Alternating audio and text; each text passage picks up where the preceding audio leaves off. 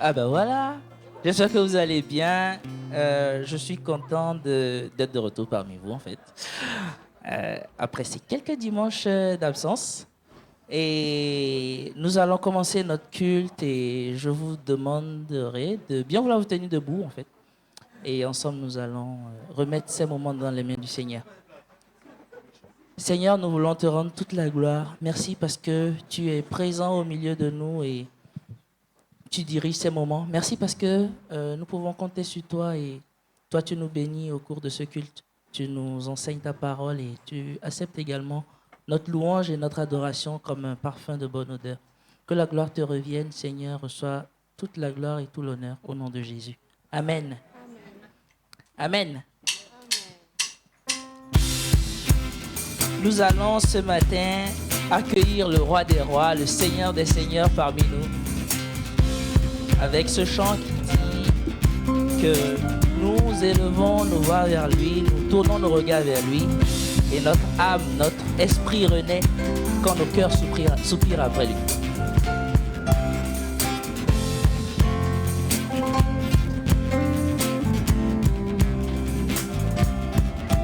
Un chant s'élève, les yeux se tournent vers toi,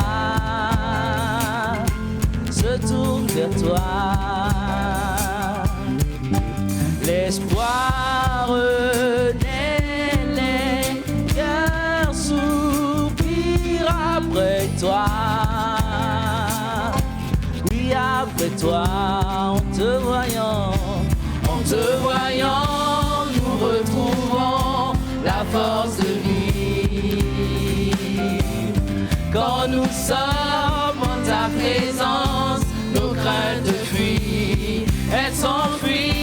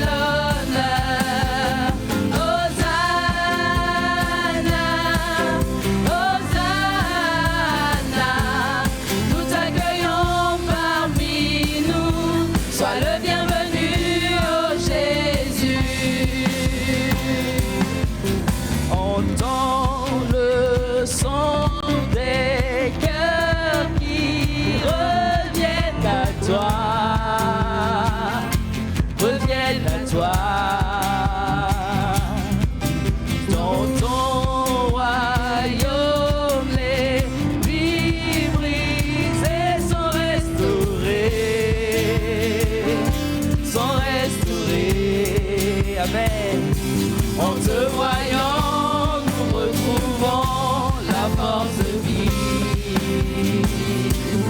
Quand nous sommes en ta présence, nos craintes fuient, elles s'enfuient.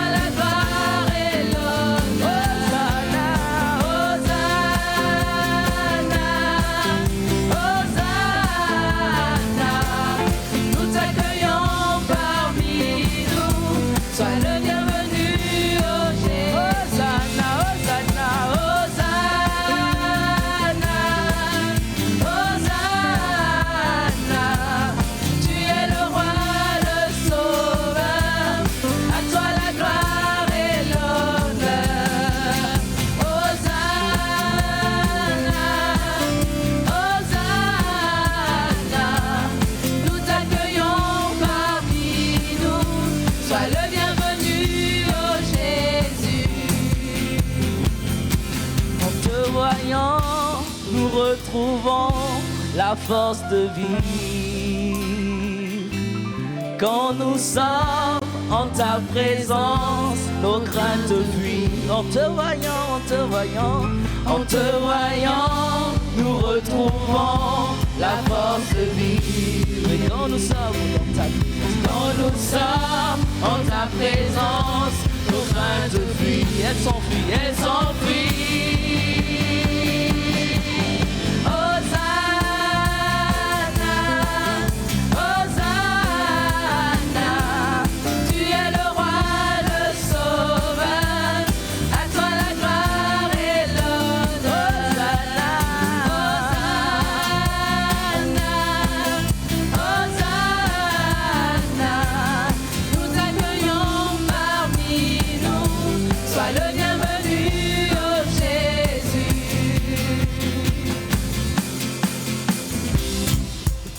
Dieu est bon. Dieu est bon tout le temps. Dieu est bon tout le temps. Amen. Nous allons chanter que Dieu est bon et que sa grâce envers nous durera jamais. Amen. Dieu, tu es bon et ta grâce envers nous durera jamais. Hey. Dieu, tu es bon et ta grâce envers nous durera jamais. Et nous les peuples de toutes les nations, de génération en génération, nous te louons. Alléluia, alléluia, alléluia, nous te louons pour qui tu es. Nous te louons. Alléluia, alléluia, nous te louons pour qui tu es. Tu es bon. Nous allons rechanter. Dieu, tu es bon. On y va. Dieu, tu es bon et ta grâce envers nous durera jamais. Dieu, tu es bon et ta grâce envers nous durera jamais. Nous les peuples de toutes les nations, de génération en génération, nous te louons. Alléluia, alléluia, nous te louons pour qui tu es. Nous te louons, nous te louons. Alléluia, alléluia, nous te louons pour qui tu es. Tu es bon.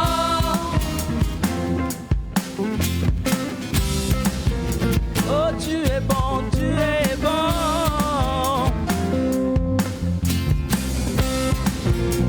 On y va.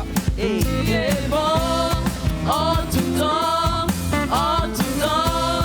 Tu es bon, tu es bon, tu es bon en tout temps, en tout temps.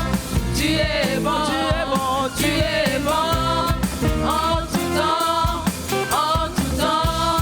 Tu es bon, tu es bon, tu es bon en tout temps, en tout temps. Tu es bon, Dieu, tu es bon et ta grâce envers nous durera jamais. Nous devons le reconnaître ce matin. Dieu, tu es bon et ta grâce envers nous durera jamais. Nous les peuples de toutes les nations, de génération en génération, nous te louons. Alléluia, alléluia, alléluia, nous te louons pour qui tu es. Nous te louons. Alléluia, alléluia, nous te louons pour qui tu es. Tu es bon. Merci Jésus pour ta bonté. Alléluia.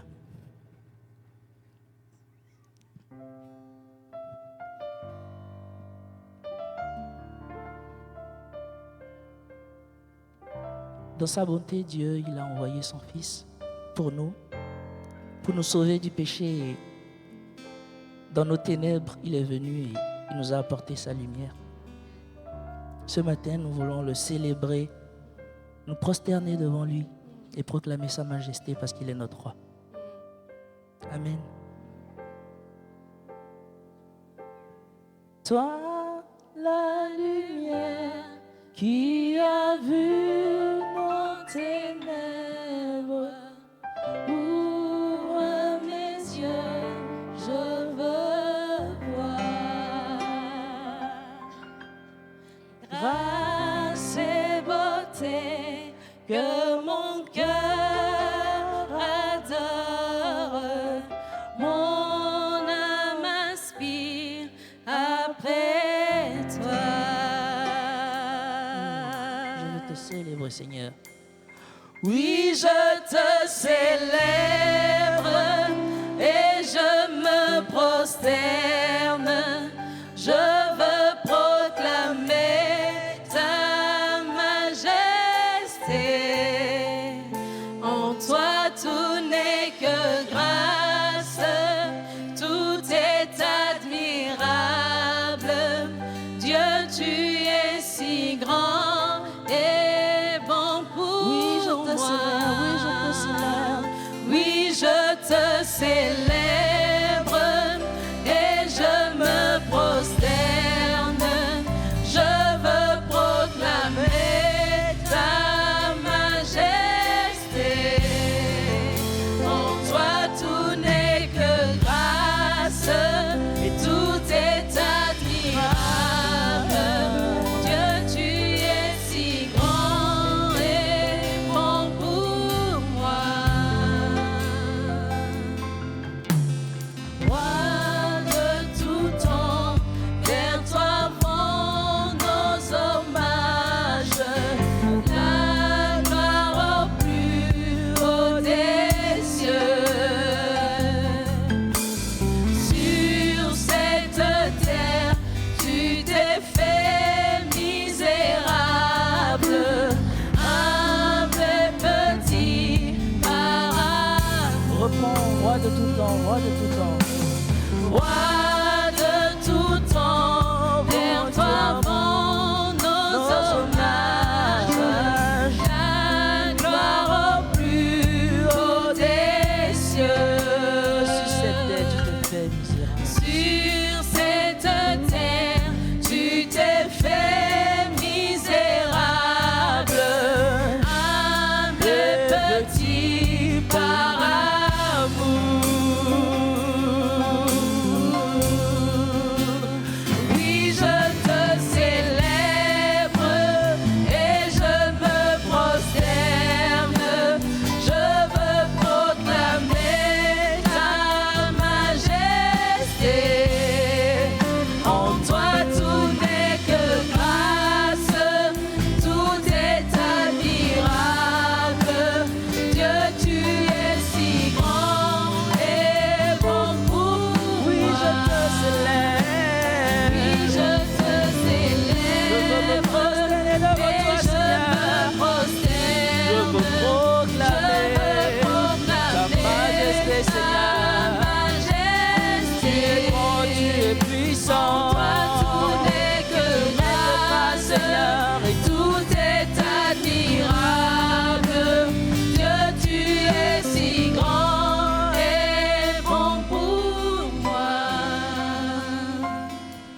je ne saurais jamais le prix de tout ce que tu as su. Je ne saurais, Je ne saurais jamais le prix de tout ce que tu as subi. je ne saurais, Je ne saurais jamais le prix de tout ce que tu as je ne subi. saurais, Je ne saurais jamais le prix de tout ce que tu as subi. Oui, je te célèbre et je me prosterne. Je veux proclamer ta majesté. En toi tout n'est que grâce, et tout est admirable. Dieu, tu es si grand et bon pour moi. Dieu, tu es si grand et bon pour moi. Dieu, tu es si grand Et Nous voulons rester sur cette parole. Dieu, tu es si grand et bon pour moi. Dieu nous aime. Dieu nous aime véritablement. Il aime sa créature et il a voulu vraiment que sa créature ait l'opportunité de pouvoir être avec lui, Seigneur, et qu'il a donné son Fils unique. Il a donné son Fils unique qui lui-même nous a rappelé de commémorer ce don qu'il a fait de sa vie pour chacun de nous à travers le partage de ce pain et de ce vin. Et à travers ce moment-là, il veut que nous nous souvenions qu'il a tout donné et qu'il n'y a rien qui puisse être fait de meilleur que ce qu'il a fait pour que nous soyons acceptés par notre Père. Que nous ne doutions jamais de ce moment-là, que jamais nous hésitions à croire que Dieu est notre Père, simplement parce que Dieu a donné son Fils et son Fils a donné sa vie volontairement, par amour pour chacun de nous. Alors j'invite les frères qui ont été désignés à venir me rejoindre et je vous invite chacun à garder votre cœur vraiment auprès du Seigneur Jésus, de vous souvenir que c'est vrai, il a donné toute sa vie pour vous, pour chacun de vous, pour toi, et qu'il a voulu vraiment que tu crois fermement qu'il t'a sauvé. Merci Seigneur, sois béni. J'ai l'assurance de mon salut par la présence du Seigneur Jésus. Son sang m'a lavé, m'a racheté.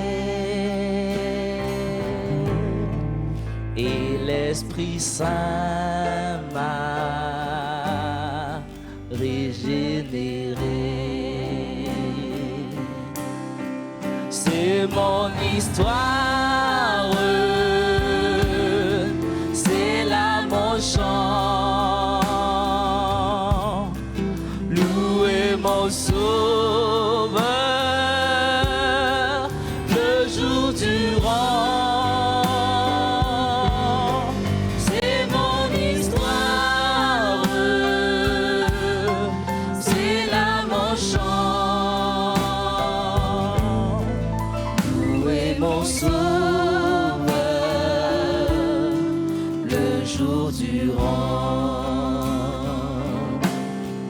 Parfait repos et parfait bonheur en toi mon Sauveur, j'ai la paix du cœur. Je veille en attendant dans ton retour. Je suis comblé sûr de ton amour. C'est mon histoire, c'est là mon chant. Louez mon Sauveur le jour durant. C'est mon histoire, c'est là mon chant. Louez mon Sauveur le jour durant. On le reprend une fois, j'ai l'assurance. J'ai l'assurance de mon salut par la présence du Seigneur Jésus. Son sang m'a lavé, m'a racheté. Et l'Esprit Saint m'a régénéré. Oh, c'est mon histoire, c'est mon histoire,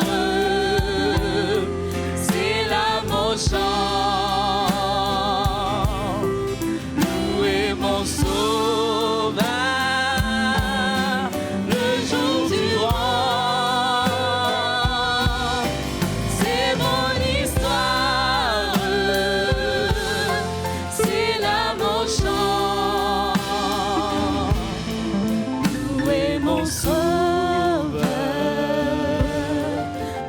jour durant. Parfait repos et parfait bonheur en toi mon sauveur, j'ai la paix du cœur, je veille en attendant dans ton retour, je suis comblé sûr de ton amour. Et c'est mon histoire, C'est mon histoire, c'est là mon chant. Louer mon sauveur, le jour durant. C'est mon histoire, c'est là mon chant. Louer mon sauveur, le jour durant. c'est mon histoire, c'est mon histoire, c'est là mon chant. Louer mon sauveur, le jour durant, c'est mon histoire, c'est là mon chant. Louer mon sauveur, le jour durant. Amen. Amen. Je laisse la place à Gérald.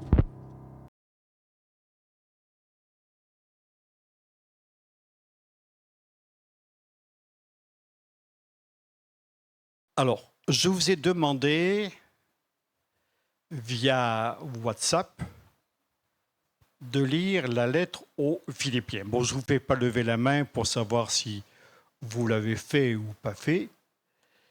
C'est pas important, après tout, ça vous regarde. Parce qu'en fait, j'ai envie de prêcher sur l'ensemble de la lettre. Donc, plutôt que de lire tous les versets ce matin, donc il valait mieux vous faire travailler un petit peu en amont. Mais en tout cas, si vous l'avez fait, c'est une bonne chose. Et vous avez réalisé certainement plusieurs choses qu'on va mettre en exergue ce matin.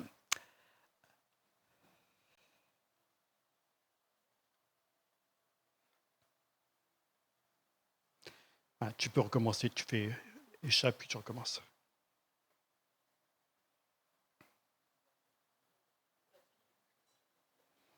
La pile est neuve. Ah, là, voilà.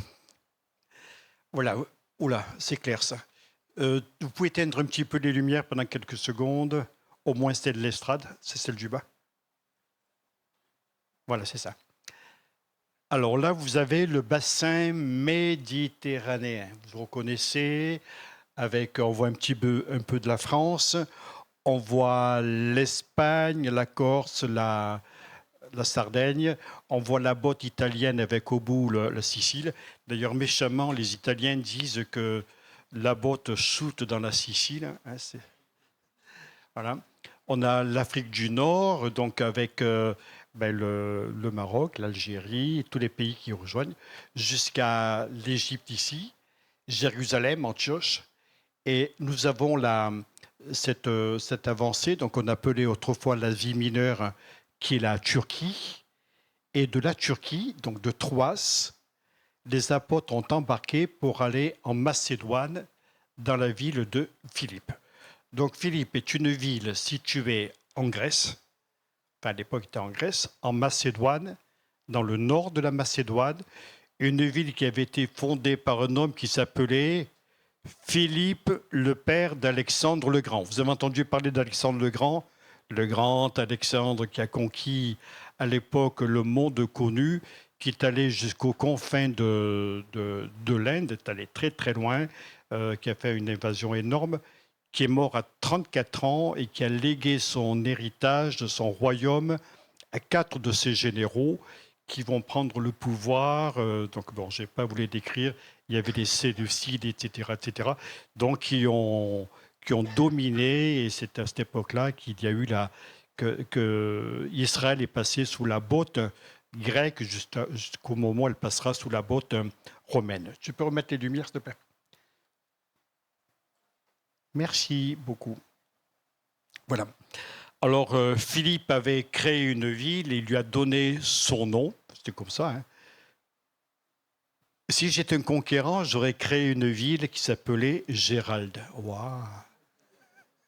On peut toujours rêver. Hein. Voilà, donc c'était la ville de Philippe. Puis cette ville va prospérer et à l'époque des apôtres, à l'époque où Paul est arrivé, c'était une colonie romaine qui avait pris d'extension et qui abritait une garnison de soldats romains et notamment ce qu'on appelait des vétérans, des gens qui avaient fait des campagnes romaines et qui étaient revenus enrichis, pleins de gloire et d'orgueil et qui régnaient donc, enfin qui vivaient dans cette ville. Et là, cette ville va être acquise à l'Évangile. Alors, je ne sais pas si vous savez où se trouve l'ouverture de cette ville, la ville de Philippe. Ça se trouve dans les Actes des Apôtres, vous lirez ça chez vous, dans les Actes des Apôtres au chapitre 16, avec tout un tas de péripéties. Les apôtres vont arriver dans cette ville. Au début, ça se passe mal et il y aura un grand réveil et une église va s'implanter. Alors, moi, j'aime beaucoup l'histoire de Philippe, de cette église, cette église, parce que c'est la première ville d'Europe à recevoir l'Évangile. Après, il y en aura d'autres qui passeront, mais la première, tout c'est important. Moi, je trouve que c'est un événement historique. Hein. Des fois, on parle de Louis XIV, etc., mais savoir que l'Évangile est arrivé en Europe, alors qu'au départ, il était circonscrit uniquement en Israël. Je trouve ça fabuleux. Et ainsi, l'Évangile est arrivé jusqu'à nous. Alléluia. Et puis, c'est allé jusqu'aux extrémités de la terre, au bout de l'Europe. C'est là que c'est dans le Finistère qu'est le bout de l'Europe. Alors, si l'on demandait à quelqu'un, décidément, il marche mal. Si l'on demandait à quelqu'un de nous parler de la joie, de la paix, si on lui disait « Où penses-tu trouver la joie et la paix ?» Non, reviens en arrière, s'il te plaît. Encore, c'est bon, merci. Si l'on demandait à quelqu'un dans quel livre tu vas trouver la joie et la paix, ou dans quelles circonstances, il ne penserait pas du tout à Paul, parce que Paul, à cette époque-là, il est dans une prison. Et dans une prison, à mon avis, on n'a pas forcément la joie, surtout là, à l'époque, les prisons romaines n'étaient pas du tout agréables, ni la paix, c'est extrêmement difficile pour les gens. On parlerait de liberté, de santé, de réussite, de sécurité. On ne parlerait pas de prison. Quand Paul écrit, il est en prison. Il est enchaîné sans savoir ce qu'il en sera du lendemain. Sera-t-il supplicié? Sera-t-il mis à mort? Il n'en sait rien. Il vit au jour le jour et il va écrire une lettre à des gens qui l'aiment beaucoup, les Philippiens. Vous imaginez, hein, s'il m'arrivait quelque chose et que j'écrive à l'église de Poitiers, j'aurais que de bonnes choses à dire. Je vous aime, vous me manquez, j'aimerais être avec vous, etc., etc. Et c'est un petit peu ce qui est dans le cœur de Paul. Lorsqu'il écrit aux Philippiens, il leur parle de son affection, de son amour, de tout l'intérêt que représentent les Philippiens pour lui. Et dans cette lettre, il parle avec son cœur. Et constamment, il va utiliser les mots « réjouissez-vous », les mots « joie », être joyeux, etc. Donc, ça paraît fortement dans l'écrit de la lettre aux Philippiens. Alors d'abord, ça nous enseigne là une vérité fondamentale. La joie chrétienne ne dépend pas des circonstances. Nous, parfois, on se dit, je suis riche et en bonne santé, donc je suis heureux. Ben oui. Et souvent, on réagit de cette manière-là. Mais la joie chrétienne, pour Paul, dépend de sa présence dans sa vie, la présence de Christ dans sa vie. Et toute la lettre va répondre à une grande question. À quoi ressemble une vie qui est totalement appuyée sur Jésus? À quoi ressemble une vie totalement appuyée sur Jésus? Alors, je vais te faire travailler, Eraste. Tu peux y aller. Au chapitre 1er, verset 21, il est écrit ceci. « Christ est ma vie et la mort m'est un gain. » Vous allez dire, dis donc, c'est pas joyeux ton texte. « Christ est ma vie et la mort m'est un gain. » Dès les premières lignes, Paul va remercier Dieu pour les Philippiens. Il prie pour eux avec beaucoup d'affection. Puis il fait une déclaration extraordinaire. « Christ est ma vie et la mort m'est un gain. » Sa vie est organisée autour d'une seule personne. Il ne dit pas « l'Église, c'est ma vie », parce que parfois l'Église pourrait être notre vie, tellement elle a de l'importance pour nous. Il ne dit pas cela. Il ne dit pas « mon ministère, c'est ma vie ». Je l'ai pensé à certains moments que mon ministère avait une grande importance et qui finalement il faisait un petit peu mon existence. Jusqu'au jour où j'ai réalisé que je n'étais pas défini par mon ministère, mais par ma relation avec Dieu, ce qui n'est pas tout à fait pareil. Et c'est pour ça que j'aime bien quand on m'appelle Gérald, plutôt que Monsieur le pasteur. Voilà, c'est pour ça. Donc Gérald, c'est mon identité. Pasteur, c'est mon boulot, vous avez compris. Hein? Bon. Parfois, on pourrait dire ma réputation, c'est ma vie. Non, non. Christ, c'est ma vie. C'est pas du tout la même chose. Et même si l'Église, notre réputation, notre activité dans l'œuvre de Dieu a beaucoup d'importance, Christ, c'est notre vie. Alléluia.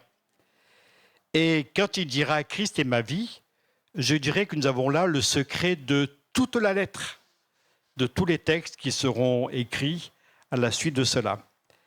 Lorsque Jésus devient le centre de notre vie, les difficultés changent de sens. Les souffrances deviennent un témoignage, c'est ce qu'il va faire apparaître dans la lettre. Les épreuves sont des occasions de glorifier Dieu. Parfois, on pourrait se dire, mais comment je peux glorifier Dieu par les circonstances que je traverse, par rapport à ma maladie, par rapport à telle ou telle difficulté, par rapport aux ennuis que j'ai? Comment je pourrais glorifier Dieu?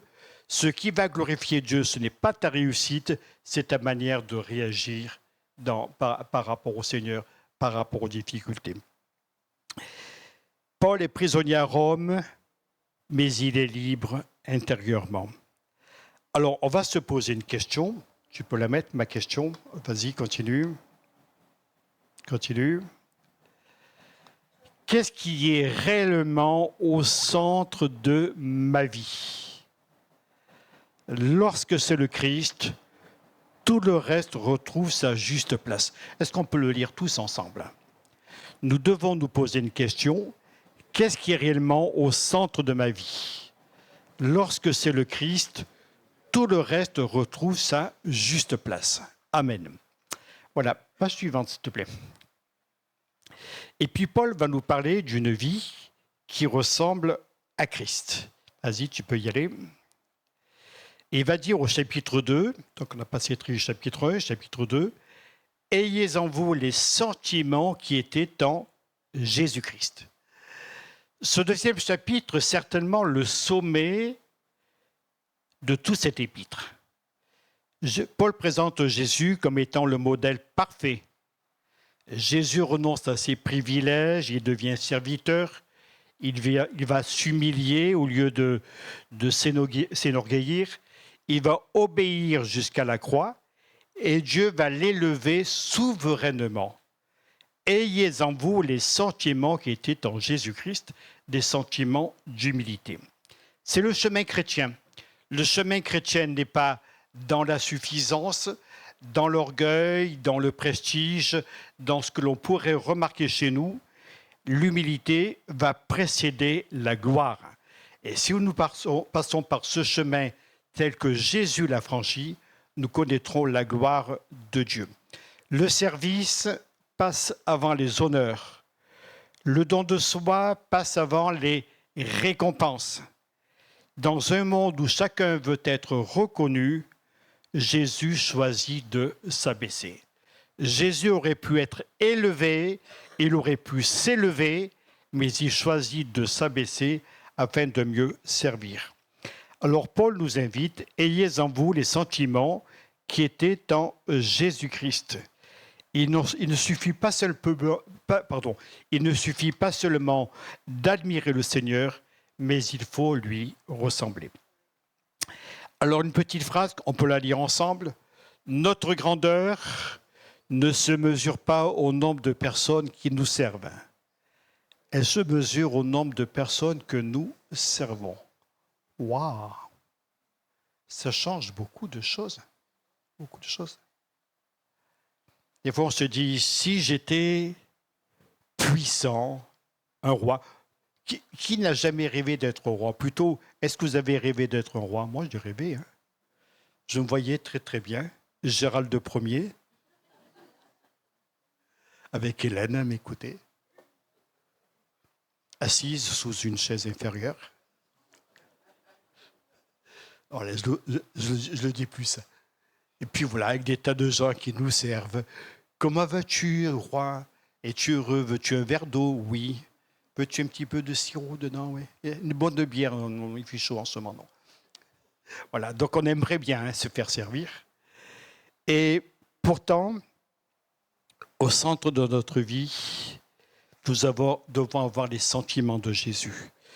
Notre grandeur ne se mesure pas au nombre de personnes qui nous servent, elle se mesure au nombre de personnes que nous servons. Amen. Voilà, on arrive au chapitre 3. Vous voyez, ça va très vite, plus vite que la lecture. Une vie qui poursuit un but.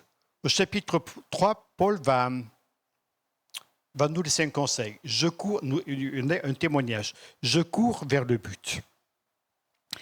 Il va nous mettre en garde contre les faux motifs de confiance. Il avait tout ce que le monde religieux pouvait lui offrir. Une excellente origine, une bonne essence, une parfaite éducation, un zèle remarquable. Et c'est vrai que Paul, c'était le gendre par excellence. Il ne s'est jamais marié d'ailleurs, mais c'était vraiment le rêve, le gendre dont tout le monde aurait pu rêver. C'était même un persécuteur de l'Église. C'était quand même une sacrée personnalité. Pourtant, il va dire, je regarde toutes ces choses comme une perte à cause de Christ. Même l'excellence que je pense avoir, même ce qui fait le couronnement de ma vie, je regarde comme de la boue, comme une perte à cause de Christ. Puis il va avoir cette magnifique image, je cours vers le but. Le chrétien n'est pas installé, il avance, il grandit, il progresse. Il ne vit pas de ses succès passés, il n'est pas prisonnier de ses échecs, il avance. Un chrétien qui n'avance pas, c'est un chrétien qui stagne. Parfois on dit, moi je prends du recul. Vous entendez quand vous dites je prends du recul, vous entendez quoi quand je prends du recul? Que je recule. Hein. Le contraire d'avancer, c'est soit de faire du surplace, soit même de reculer. Moi, je prends du recul. Ben oui, prends du recul tant que tu veux, mon petit père, mais ce n'est pas comme ça que tu vas avancer. Et Paul, lui, non seulement il avance, mais il dit « je cours vers le but ». Et c'est pour nous une grande leçon. Un croyant reste toujours un disciple en formation. Alors, on va avoir une petite phrase, tu peux nous la mettre, vas-y. Le danger n'est pas de tomber. Le danger est de cesser d'avancer. Dieu appelle chacun à poursuivre sa course. Je vous fais travailler, on se dit mutuellement, le danger n'est pas de tomber, le danger est de cesser d'avancer. Dieu appelle chacun à poursuivre sa course. Et puis le chapitre 4, pour terminer, où Paul va nous parler d'une vie de paix et de contentement. Il dira au chapitre 4, « Je peux tout par celui qui me fortifie ». Le chapitre 4 est fabuleux de Philippiens. Fabuleux, tellement fabuleux qu'il faudrait le retirer de la Bible. Incroyable. Que de bonnes pensées, merveilleuses. Et je crois qu'il est vraiment une stratégie contre les mauvaises pensées, contre les plans diaboliques. Alors Paul va rassembler plusieurs trésors et il va nous parler de la joie, de la paix, de la prière, du contentement. Il va écrire « Ne vous inquiétez », tu peux le mettre, « Ne vous inquiétez de rien ». Puis il va ajouter « J'ai appris à être content de l'état où je me trouve ». Mes frères et mes sœurs avaient pris des cours d'apprendre, être content. On apprend souvent à être mécontent, à râler. Et les Français, on est les champions du monde dans ce domaine-là, c'est remarqué. Et il fait trop chaud, il fait trop froid, il fait trop sec, il fait trop humide. J'ai appris à être content de l'état où je me trouve. On remarque ce mot « apprendre ». Le contentement, c'est une école. On apprend à être content. Il ne dépend ni de l'abondance, ni du manque. C'est quelqu'un qui est dans une prison qui dit cela. J'ai appris à être content, même en prison. Et il dira dans la disette, dans l'abondance, lorsque j'ai tout, lorsque je n'ai rien, lorsque j'ai faim, lorsque je suis rassasié, je connais la prison, je connais les coups, je connais les meurtrissures, mais je connais la bénédiction. J'ai appris à être content dans l'état dans lequel je me trouve. Alléluia! On doit apprendre cette leçon et il va découvrir un secret fabuleux. Je peux tout par celui qui me fortifie. Tu es bon, toi? Merci, Eraste. Alors, tu peux mettre ma phrase.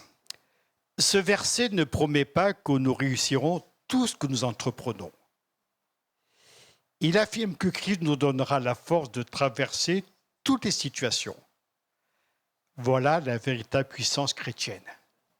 Parfois, on se dit, quand je serai converti, quand je serai baptisé, quand je connaîtrai le Seigneur, je ne serai plus jamais malade. Je vais être riche et en bonne santé. Je vais être heureux. Tout le monde va me considérer. Ça va être la fête. Ça sera formidable. J'ai appris à être content dans l'état où je me trouve. Allez, on lit ma dernière phrase. Non, remets-la. Voilà. Merci, tu disais trop vite. Ce verset ne promet pas que nous réussirons tout ce que nous entreprenons. Il affirme que Christ nous donnera la force de traverser toutes les situations. Voilà la véritable puissance chrétienne. Tu es un chrétien puissant, non pas quand tu as tout ce que tu veux, mais quand tu réussis ta vie avec Dieu. Alors, j'en ai terminé pour la prédication elle-même, mais j'ai quand même vous laisser quelques petits flashs. J'ai encore un petit peu de temps. Oui, c'est bon. Tu peux mettre la page suivante. Alors, il y a des grands thèmes dans l'Épître aux Philippiens. Si vous voulez les noter, ça vous permettra de les avoir. De toute façon, on mettra les notes sur le WhatsApp de l'Église et sur le site de l'Église. Merci pour le mot. Alors, en parcourant toute la lettre, premièrement, on voit la joie. Une joie plus forte que les circonstances. Vous n'avez pas envie de dire amen à ça? Un petit peu pour m'aider là. Une joie plus forte que les circonstances. Deuxièmement, l'unité. une église où les gens avancent ensemble. Troisièmement, l'humilité. C'est le chemin emprunté par Jésus. Quatrièmement, le témoignage. Briller comme des flambeaux, même au milieu des tribulations, même au milieu des difficultés. Cinquièmement, oui, c'est ça. La progression spirituelle. Courir jusqu'au bout. Sixièmement, le contentement. Trouver sa satisfaction en Christ. Et le dernier, l'espérance, attendre le retour du Seigneur. Voilà ce qu'il y a dans l'épître aux Philippiens. J'ai voulu brasser large, j'ai voulu vous la porter en vrac, en me disant, je vais les faire travailler chez eux. Donc, un dimanche prochain, vous venez, vous récitez l'épître, et si vous la savez par cœur, vous serez récompensé. Vous aurez la considération de votre pasteur. Amen. Voilà. Et puis, il reste une autre page. Il y a une progression qui est très belle dans cette lettre. Premièrement, le chapitre 1 parle de Christ qui est notre vie. Chapitre 2, Christ est notre modèle. Chapitre 3, Christ est notre but. Chapitre 4, Christ est notre force. Et pour terminer et conclure, parce qu'il faut terminer à un moment donné, l'épître aux Philippiens n'est pas simplement une lettre sur la joie, c'est une lettre sur une vie transformée par le Seigneur Jésus. Alors, je bois un petit coup pour...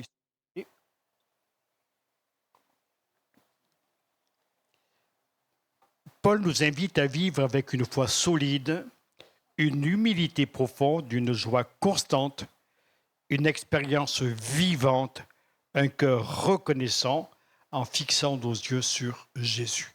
Voilà ce à quoi nous sommes destinés. Même dans une prison, Paul est libre.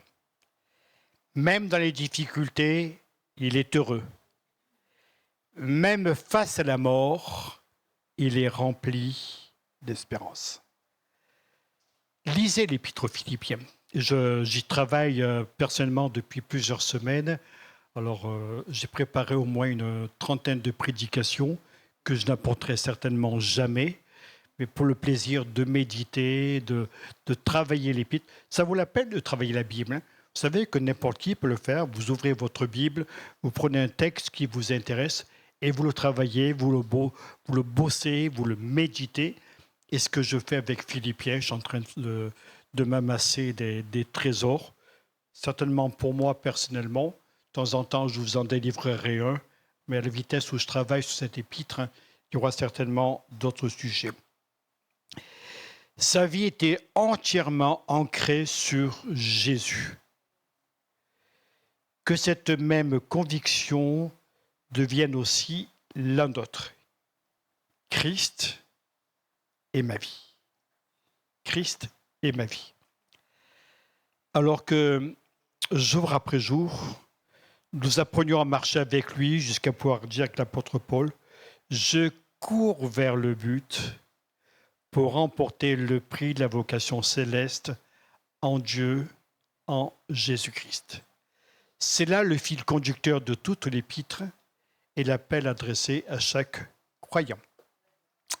Que Dieu vous bénisse, qui continue à inspirer notre réflexion à chacun, que nous apprenions à ouvrir notre cœur aux choses de Dieu, que nous puissions progresser dans la connaissance et l'intérêt pour les choses de Dieu.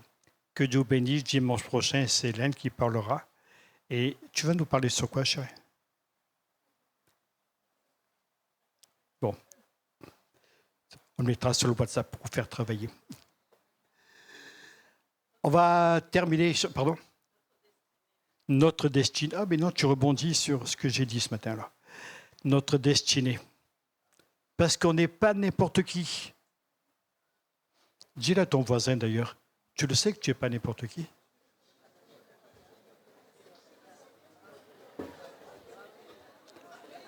Tu n'es pas n'importe qui, tu es un enfant de Dieu.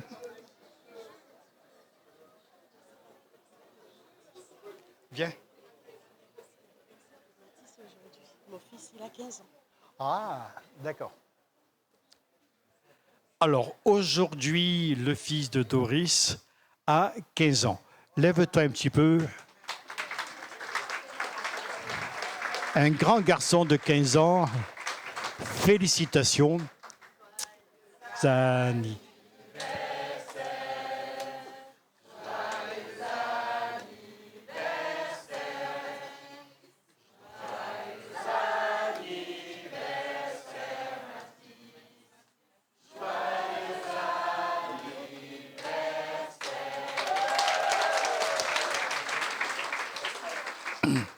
Alors, statistiquement, il doit y avoir d'autres personnes nées aujourd'hui.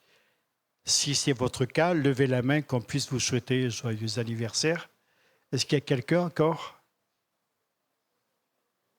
Non? Et demain? On peut faire toute la semaine. Demain. Y a-t-il quelqu'un demain qui est né? Voilà. Bon, ben écoutez, félicitations à Mathis, félicitations à Espérance. Je vous laisse la place, les chanteurs, musiciens, pour nous conduire aussi encore dans la louange.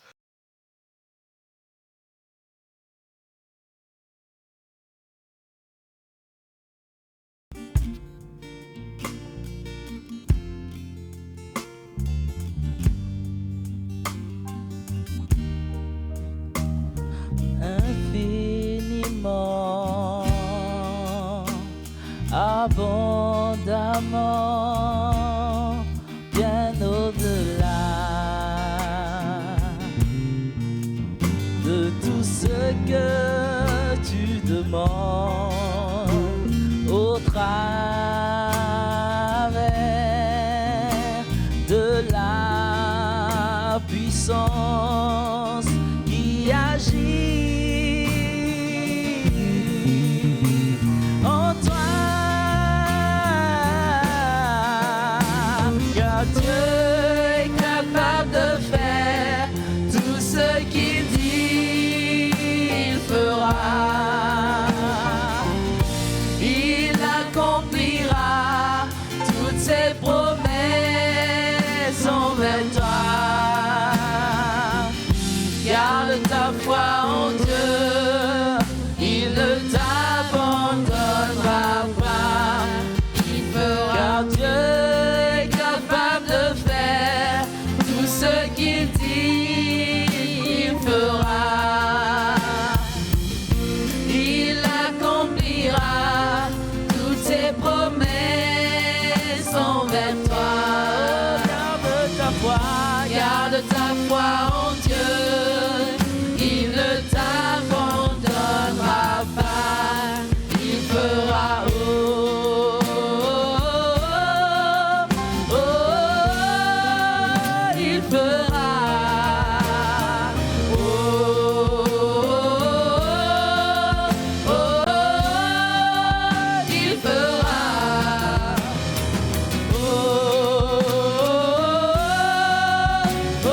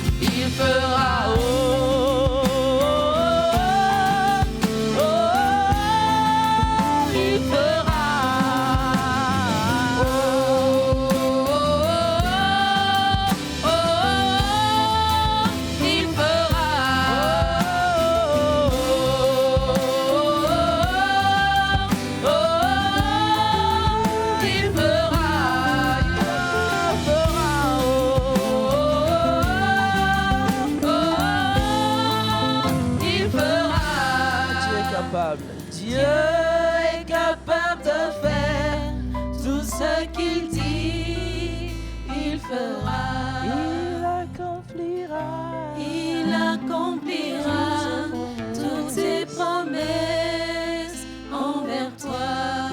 Garde ta foi. Garde ta foi en Dieu, il ne t'abandonnera pas, il fera. Amen. Amen. Bon dimanche à tous. Que Dieu vous bénisse.